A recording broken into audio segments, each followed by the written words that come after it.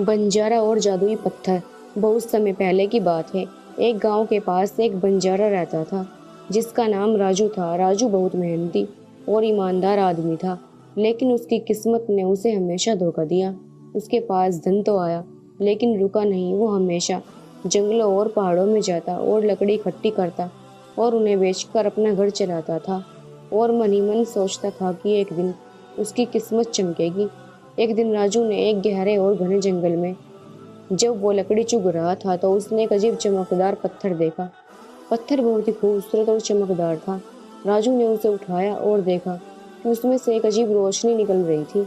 राजू ने उसे अपने पास रख लिया और सोचने लगा कि शायद ये पत्थर उसके किसी काम आ जाए। वो पत्थर लेकर अपने गांव अपने घर लौट आया।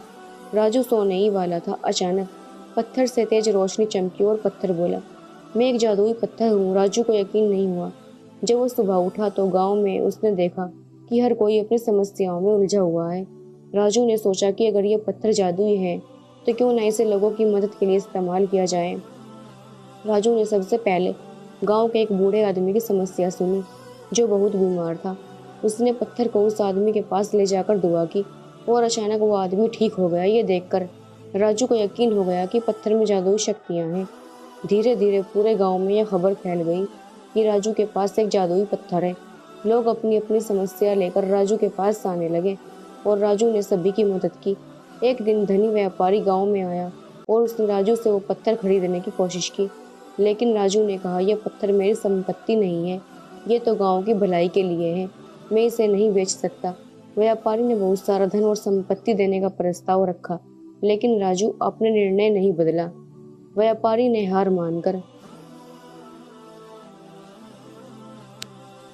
पत्थर को छीनने की कोशिश की, लेकिन राजू ने पत्थर को इतनी मजबूती से पकड़ा कि व्यापारी उसे छीन नहीं सका। तभी अचानक पत्थर से एक तेज रोशनी निकली और व्यापारी बेहोश होकर गिर पड़ा। राजू ने समझा कि पत्थर को गलत हाथों में जाने से बचाना होगा। उसने फैसला किया कि वो पत्थर को एक सुरक्षित जगह पर छिपा देगा। राजू ने पत्थर को गांव के पास एक गुप्त गुफा में छिपा दिया और सिर्फ कुछ ही लोगों को इसके बारे में बताया। राजू ने अपनी मेहनत और ईमानदारी से गांव की सेवा जारी रखी। जादुई पत्थर की शक्ति ने गांव की खुशहाली में बहुत बड़ा योगदान दिया, लेकिन राजू ने हमेशा यह सोचा कि पत्थर का उपयोग सिर्फ भलाई के लिए ही हो। इस प्रकार राजू और उसका जादुई पत्थर गांव के लोगों के लिए एक आशीर्वाद बन गए। उनकी कहानी ने यह सिखाया है कि सच्ची शक्ति और सफलता ईमानदारी, मेहनत और सेवा में ही मिलती है।